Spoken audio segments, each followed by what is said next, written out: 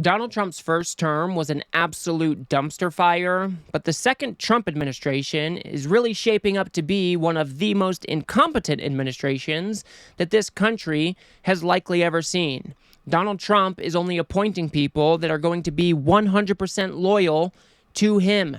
And when loyalty is the only thing that matters, we will inevitably see dangerously unqualified individuals making it into the highest positions of power in our government.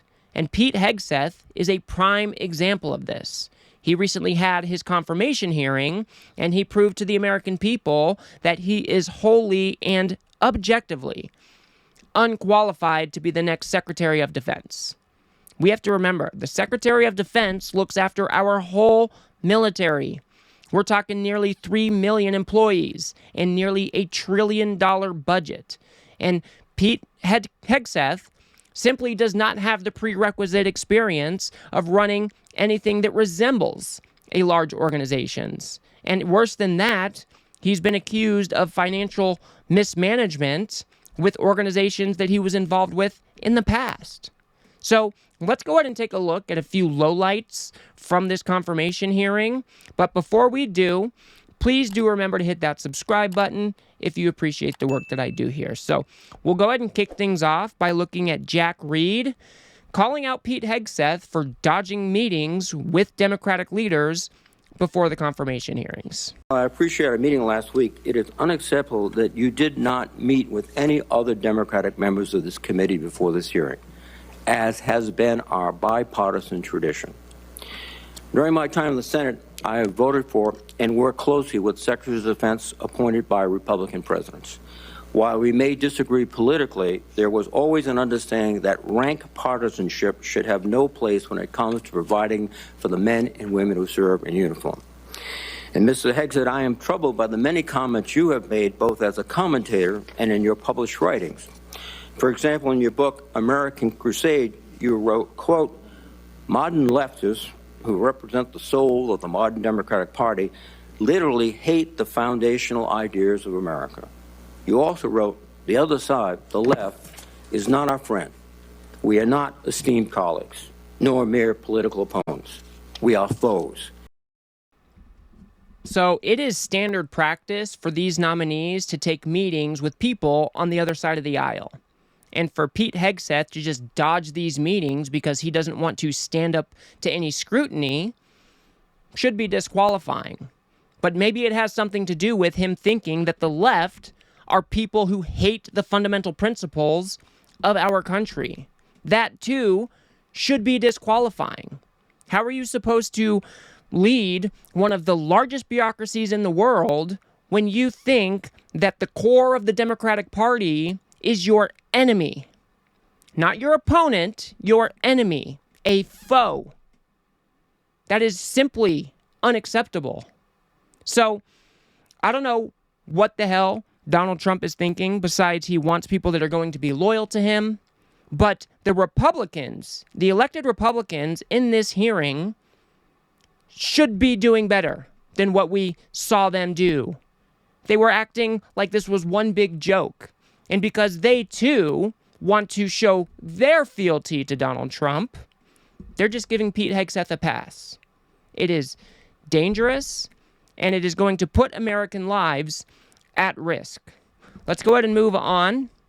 We have Senator Reed again talking about how Pete Hegseth's version of military lethality is embracing war crimes. Because as we all know, Pete Hegseth advocated for the pardoning of convicted war criminals. Who served in combat with these convicted service members were not supportive of the pardons. They did their duty as soldiers to report war crimes.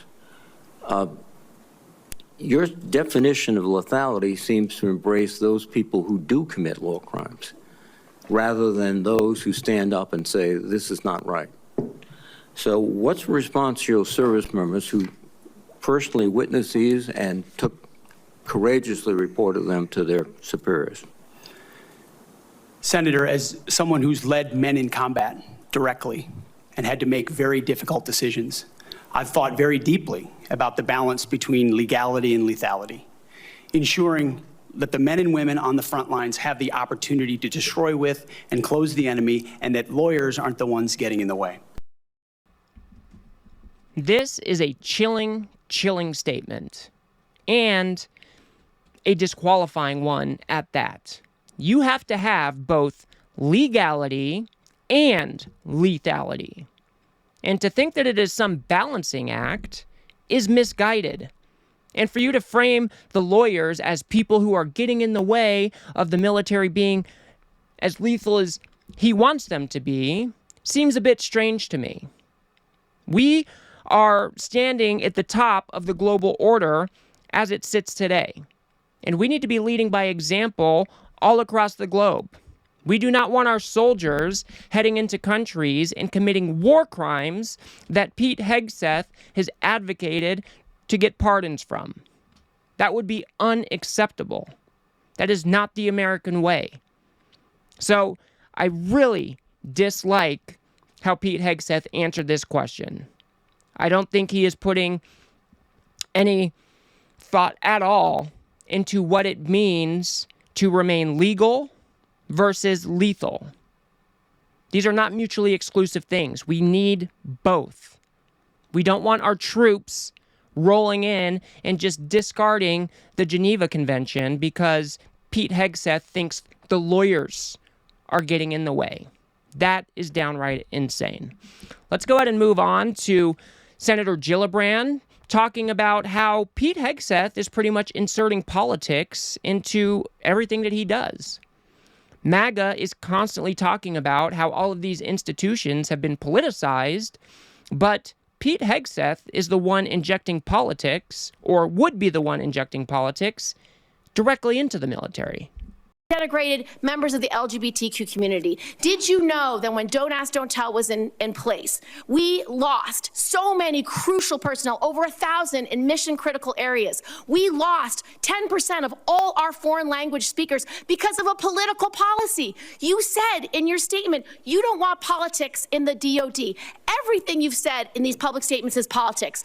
I don't want women. I don't want moms. What's wrong with a mom, by the way? Once you have babies, you therefore are no longer able to be lethal. I mean, you're basically saying women, after they have children, can't ever serve in the military in a combat role. It's a silly thing to say. It's a silly thing to say, beneath the position that you are aspiring to. To denigrate LGBTQ service members is a mistake. If you are a sharpshooter, you're as lethal regardless of what your gender identity is, regardless of who you love. And she is exactly right about that. I really do think this comes back to Pete Hegseth's Christian nationalism. He thinks that women have a certain role in this world, and that's why he's been caught so many times before advocating for women not being allowed to serve in our military. Now, since he got the nomination from Donald Trump, he has rolled those statements back, but I don't think that is good enough. I think Pete Hegseth has a disdain or a severe disrespect for women, even though they contribute great things to our fighting force and our military.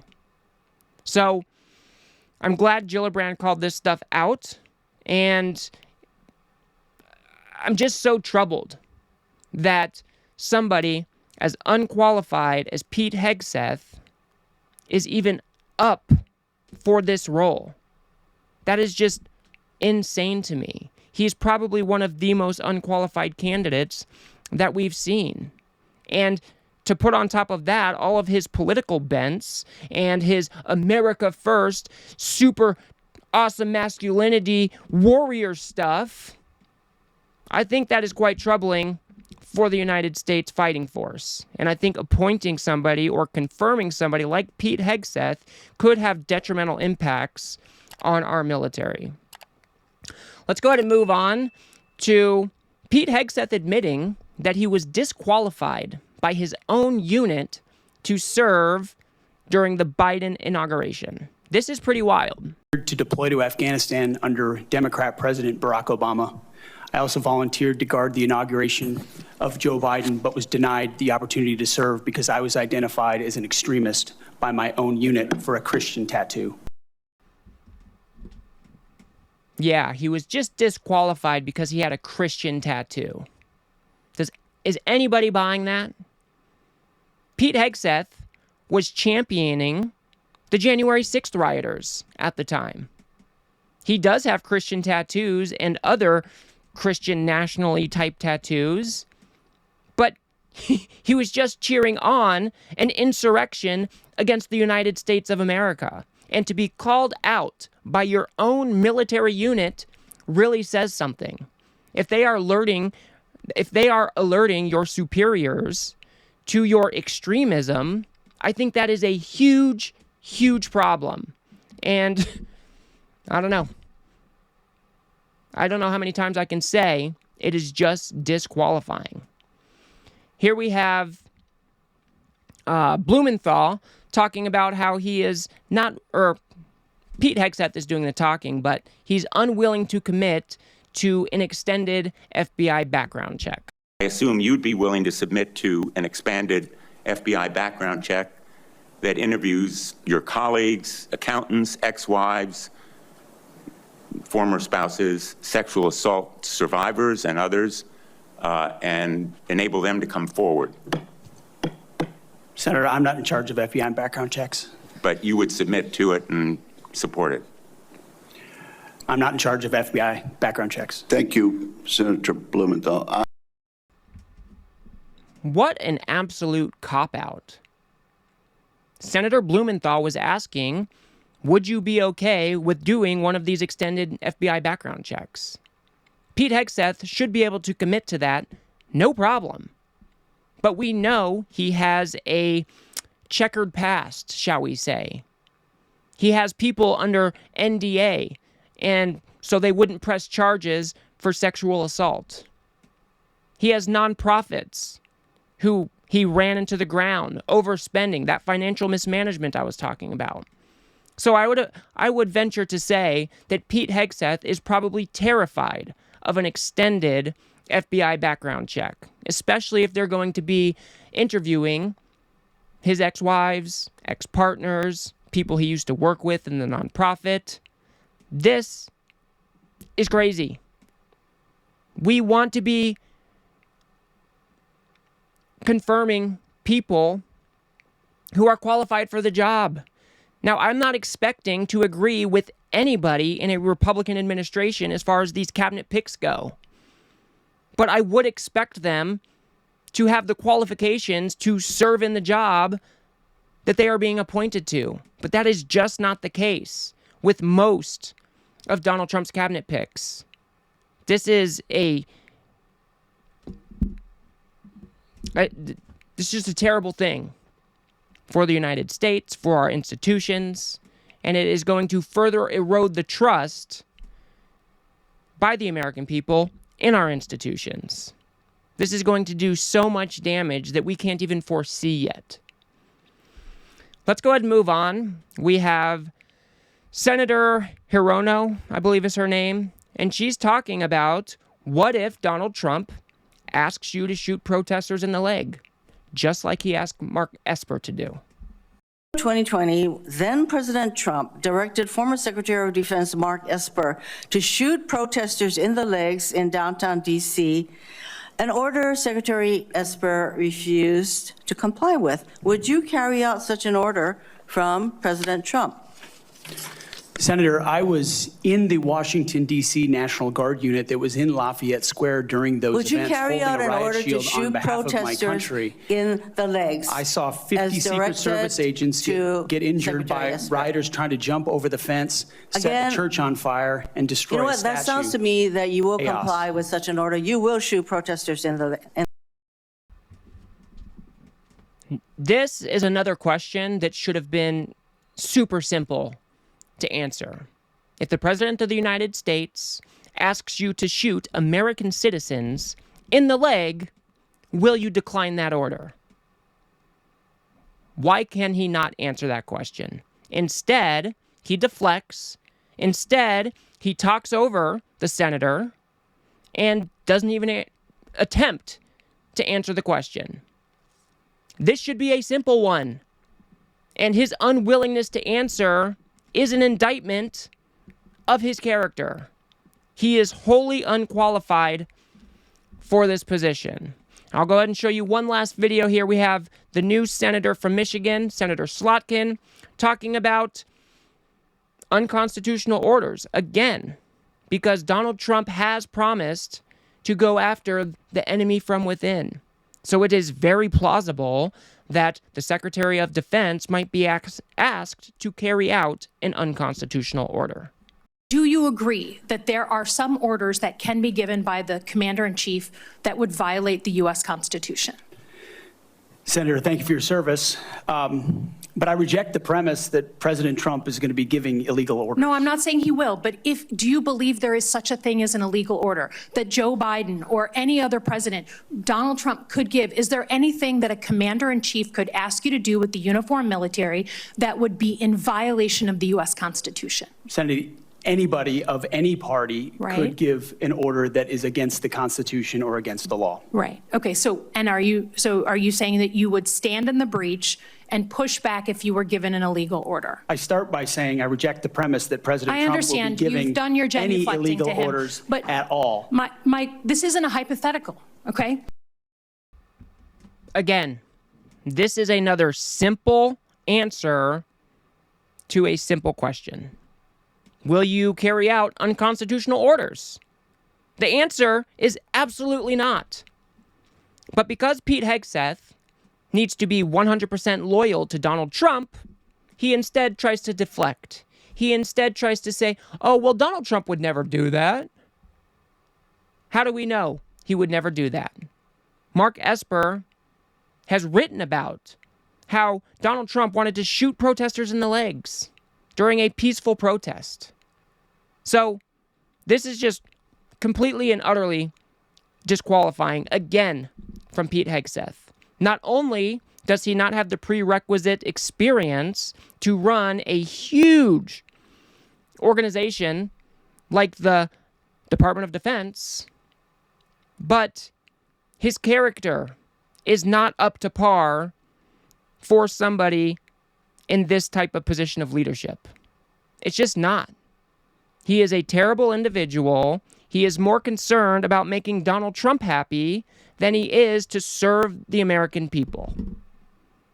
And that is just unacceptable, disqualifying, all of the things. We can...